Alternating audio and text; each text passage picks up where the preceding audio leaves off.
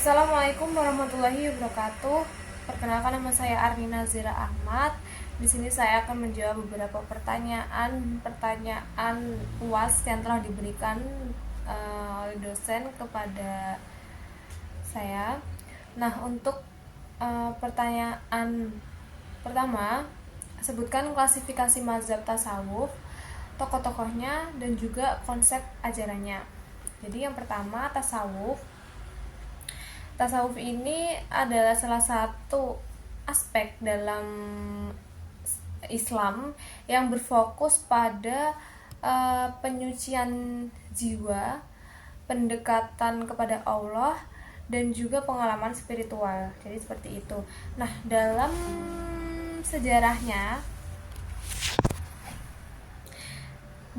sejarahnya tasawuf ini memiliki apa ya istilahnya, memiliki beberapa klasifikasi mazhab berdasarkan pendekatan, pemikiran, dan juga konsep ajarannya. Nah, yang pertama itu ada mazhab tasawuf ini ada tasawuf akhlaki.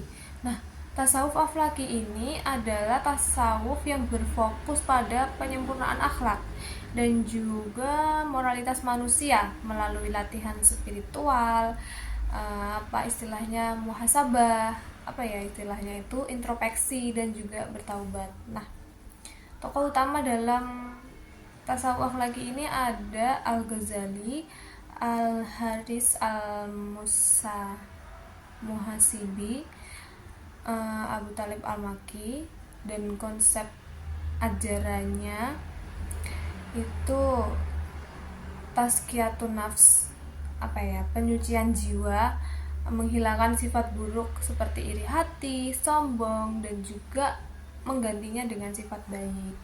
Nah, terus selanjutnya itu ada ikhlas dalam beribadah, terus ada muraqabah. Jadi muraqabah itu seperti apa ya? Seperti merasakan bahwasanya merasakan pengawasan Allah gitu loh, kayak di kita tuh di setiap kelakuan, di setiap perlakuan, di setiap kegiatan itu pasti diawasi oleh Allah. Pada setiap tindakan itu pasti diawasin oleh Allah, seperti itu. Nah, lalu yang selanjutnya itu ada tasawuf falsafi. Nah, tasawuf falsafi ini memadukan pengalaman spiritual dengan filsafat. Nah, fokusnya itu pada hakikat, wujud, dan hubungan antara Tuhan dengan makhluknya. Nah, tokoh utamanya dalam tasawuf falsafi ini ada Ibnu Arabi, Al-Hallaj, Suhrawardi, Al-Maqtul. Terus konsep ajarannya itu ada Wahdatul Wujud. Wahdatul Wujud itu segala sesuatu adalah manifestasi dari wujud Allah. Terus Al-Insan Al-Kamil, ini konsep manusia sempurna yang menjadi cerminan sifat-sifat Allah. Lalu ada Fana dan juga Baqa, yaitu menghilangkan ego individu, Fana, untuk bertahan dalam keberadaan Allah, itu Baqa. Nah, terus yang ketiga itu ada tasawuf amali. Nah, tasawuf amali ini itu tuh berorientasi pada praktik spiritual melalui riyadah, latihan, zikir, wirid, dan juga amalan tertentu untuk mendekatkan diri kepada Allah. Nah, tokohnya dalam tasawuf amali ini ada Junaid al-Baghdadi, ada Bishr al-Hafi, ada Rabi'ah al-Adawiyah, dan juga konsep ajarannya itu ada mahabbah. Mahabbah itu cinta kepada Allah sebagai motivasi utama ibadah. Dan juga ada tawakal. Tawakal seperti yang kita ketahui itu berserah diri sepenuhnya kepada Allah. Dan juga zuhud. Zuhud itu menjauhkan diri dari kesenangan dunia, seperti itu. Nah, terus yang keempat itu ada tasawuf sunni. Nah, tasawuf sunni ini itu tuh berpegang teguh pada syariat Islam dengan pendekatan spiritual tanpa mengabaikan hukum-hukum fikih. Nah, tokoh utamanya dalam tasawuf sunni ini ada Imam Al-Ghazali, Abdul Qadir Al-Jilani, ada Imam Nawawi juga. Nah, terus untuk konsep ajarannya itu keseimbangan antara syariat dan juga hakikat. Terus ada ibadah yang mendalam melalui sholat, puasa, dan juga zikir seperti itu. Terus ada pemurnian tauhid tanpa menyimpang dari ajaran-ajaran dan sunnahnya gitu. Nah, terus yang terakhir itu ada tasawuf irfani. Nah, seperti yang kita ketahui, tasawuf irfani ini adalah tasawuf yang menitik beratkan pada makrifat. Makrifat itu pengetahuan intuitif kepada Allah yang diperoleh melalui pengalaman batin dan juga penyingkapan. Nah, tokoh utamanya itu ada Al-Hallaj, ada Bayazid Al-Bustami, dan juga konsep ajarannya itu seperti makrifatullah, pengetahuan mendalam tentang Allah melalui pengalaman langsung, dan juga kashfi, penyingkapan rahasia-rahasia Allah pada orang-orang tertentu. Nah, terus ada syuhud, yaitu penyaksian langsung terhadap keagungannya Allah. Nah, itu jadi beberapa mazhab tasawuf dan juga tokoh-tokohnya dan juga konsep ajaran-ajarannya. Nah, pertanyaan selanjutnya yaitu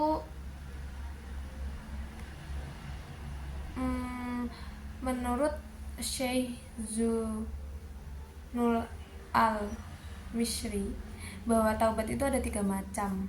Nah, taubat ada 3 macam. Yang pertama, itu tuh ada taubat al-awam. Taubat al-awam itu taubat orang awam. Nah, ini tuh dilakukan oleh orang-orang awam, yaitu mereka itu bertaubat dari dosa-dosa yang besar terlihat nyata seperti mencuri, berzina, atau meninggalkan kewajiban agama. Nah, ciri-cirinya itu didasarkan pada rasa takut akan hukuman Allah di dunia ataupun akhirat. Terus fokusnya itu pada dosa lahiriah yang diketahui oleh orang-orang lain atau diri sendiri. Nah, juga bersifat mendasar sebagai langkah awal menuju kesucian jiwa. Nah, terus yang kedua itu ada taubat al-khawas, taubat orang khusus. Seperti apa itu taubat orang khusus ini? Dilakukan oleh orang-orang yang lebih dalam memahami agamanya, seperti itu. Mereka itu bertaubat dari dosa-dosa kecil, baik yang terlihat maupun tersembunyi, seperti niat buruk, kealpaan, atau kesalahan dalam hati. Nah, biasanya ini fokus pada dosa batin seperti hasad, riya, ujub, dan juga didukung oleh rasa malu kepada Allah karena menyadari bahwa kesalahan mereka itu adalah bentuk ketidaksempurnaan sebagai hamba. Nah, terus lebih mendalam dan juga membutuhkan muhasabah, sangat-sangat membutuhkan muhasabah. Nah, terus yang taubat yang ketiga itu ada taubat al-khawas, taubat orang khusus dari yang khusus. Nah, tadi kan ada taubat orang awam, taubat orang khusus. Nah, ini taubat dari orang khusus dari yang khusus. Taubat orang khusus dari yang khusus. Nah, ini tuh taubat yang tingkat tertinggi yang dilakukan oleh para wali atau orang yang sangat dekat dengan Allah. Nah, mereka itu bertaubat dari keterlenaan hati terhadap selain Allah meskipun hanya sekejap. Nah, ciri-cirinya itu fokus pada penghilangan hijab atau penghalang yang bisa menjauhkan diri dari Allah. Nah, terus berlandaskan cinta yang murni kepada Allah. Terus mereka tidak hanya menghindari dosa, tapi juga hal-hal yang mubah yang bisa membuat mereka itu kurang fokus gitu pada Allah. Nah, jadi itu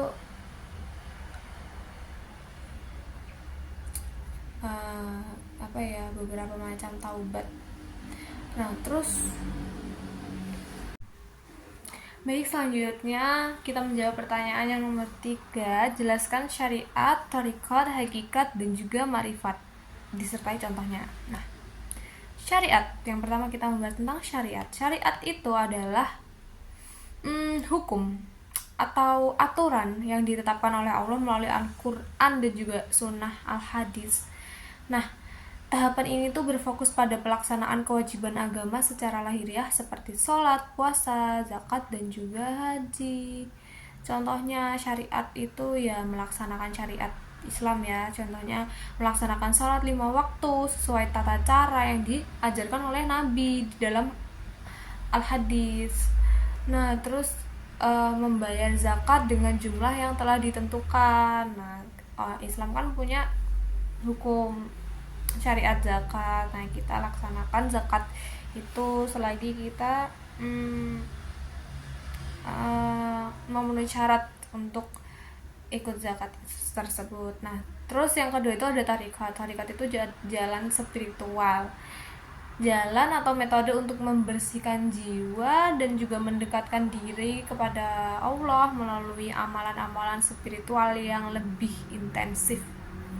Nah, ini tuh mencakup zikir, wirid, dan juga bimbingan dari seorang mursyid, guru spiritual.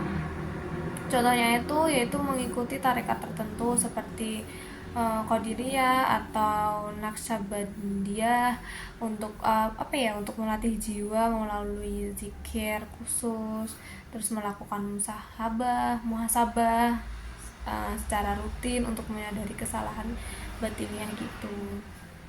Nah, selanjutnya itu ada hakikat. Hakikat itu adalah dalam pemahaman mendalam tentang esensi dari syariat dan juga tarikat tersebut. Pada tahap ini, seseorang memahami bahwa segala sesuatu di dunia ini berasal dari dan bergantung kepada Allah semuanya. Jadi contohnya bahwa kayak kita tuh sadar sholat itu bukan hanya gerakan fisik, tapi juga sarana komunikasi kita terhadap Allah, dan juga merasakan kehadiran Allah dalam setiap zikir dan juga setiap amalan kita.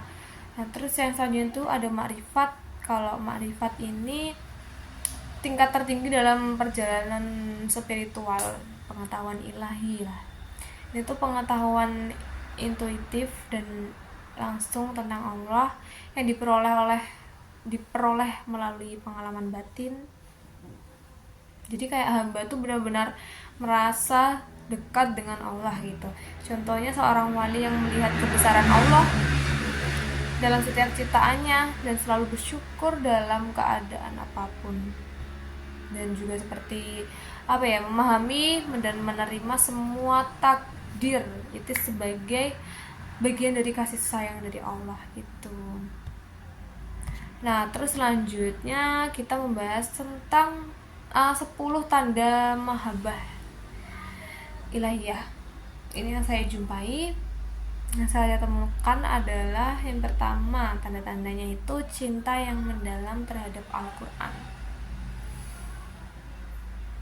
Ya, seorang pencipta Allah mencintai firman-Nya yaitu Al-Quran. Mereka membaca, memahami, dan mengamalkan isi Al-Quran dengan sepenuh hati. Terus rindu untuk selalu mengingat Allah seperti zikir. Zikir kan adalah salah satu kegiatan yang kita bakal mengingat Allah terus gitu loh.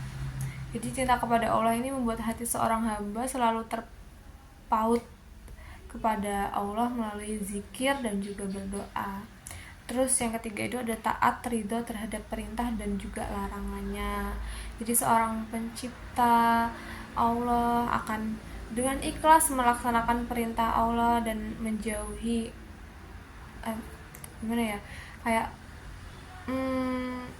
kita tuh cinta Allah dengan ikhlas melaksanakan perintah Allah dan juga menjauhi larangannya, dan juga ridho terhadap ketetapannya. Terus ada yang nomor 4 seperti mengutamakan Allah di atas segalanya. Jadi cinta kepada Allah ini membuat seseorang hamba lebih mendahulukan ridho Allah dibandingkan hawa nafsunya atau urusan duniawinya. Terus yang kelima itu ada mengorbankan waktu dan harta demi Allah. Kayak seorang yang mencintai Allah itu rela berkorban demi mendekatkan dirinya kepada Allah, baik dengan waktu, tenaga, ataupun harta. Dan juga yang nomor 6 itu ada merasa nikmat dan ketaatan. Dalam ketaatan, ya kita taat itu tidak dengan terpaksa, tapi dengan sangat-sangat merasakan nikmatnya dalam ketaatan itu. Jadi kayak hambanya merasa bahagia dan juga nikmat ketika menjalankan ibadah dengan mendekat kepada Allah, tidak dengan terpaksa, tapi ikhlas dan juga bahagia, merasakan kenikmatannya gitu. Nah, terus yang nomor 7 itu ada bersabar atau bersabar atas ujian dan juga cobaan. Pastikan dalam namanya hidup ada cobaannya, ada ujiannya. Nah, ini tuh kita seorang pencinta Allah ini menerima ujian sebagai bentuk kasih sayang Allah dan tetap bersabar serta bersyukur. Nah, terus yang 8 tuh membenci hal yang dibenci Allah. Kalau Allah benci, ya kita harus benci gitu kan. Kayak cinta kepada Allah ini membuat seorang hamba tuh membenci segala sesuatu yang bertentangan dengan perintahnya, larangannya Allah, seperti maksiat dan juga keburukan. Nah, terus yang nomor 9 tuh selalu ingin dekat dengan Allah. Hati seorang pecinta Allah itu selalu rindu dan merasa tidak lengkap tanpa kedekatan dengan Allah. Terus yang nomor ke-10 itu yang terakhir tuh mencintai hamba-hamba Allah. Ya, cinta kepada Allah membuat seseorang mencintai makhluknya, terutama hamba-hamba yang juga mencintai Allah. Nah, pertanyaan selanjutnya saya akan menjawab pertanyaan tentang jelaskan konsep ajaran tasawuf falsafi yang berupa wahdah al-syuhud, wahdah al-wujud, hulul, dan ittihad ya, dengan disertai contoh analogi logisnya. Ya, jadi tasawuf falsafi ini adalah cabang tasawuf yang menggabungkan elemen-elemen mistisme dengan filsafat. Dalam ajaran tasawuf falsafi itu terdapat konsep-konsep mendalam seperti yang tadi disebutkan di soalnya. Nah, yang pertama kan ada wahdah al-syuhud, kesatuan dalam penyaksian. Nah, itu berarti melihat keesaan Allah dalam segala sesuatu, tetapi masih ada pemisahan antara Allah dan juga makhluknya. Nah, seseorang yang mencapai tingkat ini menyadari bahwa seluruh ekstensi di alam hanyalah manifestasi kekuasaan dan juga kehendak Allah. Contohnya, ketika melihat keindahan alam ya, kayak kita melihat keindahan alam seperti gunung, lautan, seperti langit. Nah, seorang sufi tidak melihat benda-benda tersebut secara terpisah, melainkan sebagai tanda kekuasaan Allah. Ya, memang itu memang tanda-tanda kekuasaan Allah. Semuanya yang kita lihat ini tanda-tanda kekuasaan Allah. Allah bisa menciptakan gunung, pegunungan, alam yang seindah ini tuh atas kuasa Allah. Contoh analogi logisnya seperti seseorang yang menyaksikan film di layar ya. Terus dia tuh sadar bahwa segala sesuatu di layar itu berasal dari proyektor, meskipun film tersebut tampak sebagai entitas terpisah. Yang kedua ada wahdal al-wujud, kesatuan dalam keberadaan. Nah, definisinya itu ya, keyakinan bahwa seluruh keberadaan makhluk pada dasarnya adalah keberadaan Allah. Segala sesuatu di alam ini hanyalah penampakan dari Allah. Ini tidak berarti makhluk itu adalah Allah, tetapi keberadaan mereka itu sepenuhnya bergantung pada Allah gitu. Nah, contohnya Ibnu Arabi, tokoh terkenal wahdah al-wujud ini, itu menjelaskan bahwa keberadaan makhluk ibarat bayangan ya. Bayangan tidak memiliki ekstensi mandiri, tetapi hanya ada karena sumber cahayanya, yaitu Allah. Seperti itu. Kayak seperti pantulan bayangan pohon di air. Bayangan itu ada karena pohon, tetapi bayangan tersebut bukanlah pohon itu sendiri. Seperti itu. Nah, selanjutnya yang ketiga itu ada hulul. Penitisan ya. Hulul itu konsep di mana Allah bersemayam. dalam diri manusia tertentu. Nah, hal ini tuh didasarkan pada keyakinan bahwa Allah itu dapat menitis ke dalam manusia yang telah mencapai tingkat spiritual tertentu. Tapi konsep ini tuh sangat kontroversial ya, dan dianggap menyimpang oleh sebagian besar ulama. Apa ya contohnya tuh? Contoh Husain bin Mansur al-Hallaj, seorang sufi, mengungkapkan pernyataan ana al-haq, aku adalah kebenaran absolut, yang dianggap sebagai klaim hulul bahwa Allah bersemayam dalam dirinya. Seperti itu sih. Terus yang keempat itu ada ittihad atau penyatuan.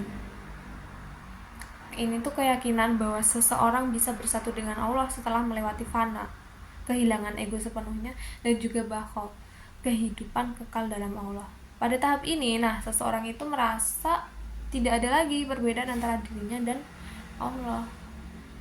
Jadi beberapa sufi seperti Bayazid Al-Bistami, dia bilang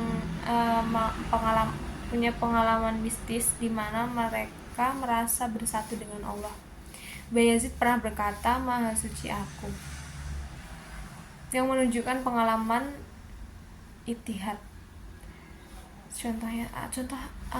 Analogi logisnya itu seperti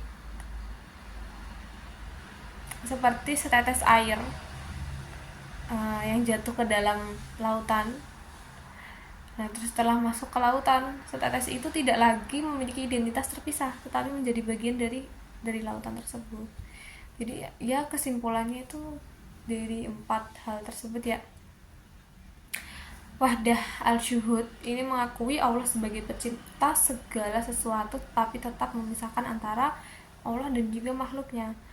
Terus kalau misalkan wahdah al-wujud, itu segala sesuatu adalah manifestasi keberadaan Allah, tetapi tidak menyamakan makhluk dengan Allah ya.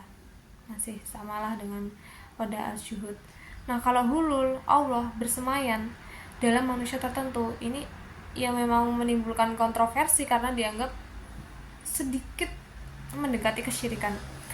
Terus ittihad ini penyatuan hamba dengan Allah setelah hilangnya ego secara total. Jadi seperti itu. Sekian dari saya. Kurang lebihnya mohon maaf yang sebesar-besarnya. Wassalamualaikum warahmatullahi wabarakatuh. Terima kasih.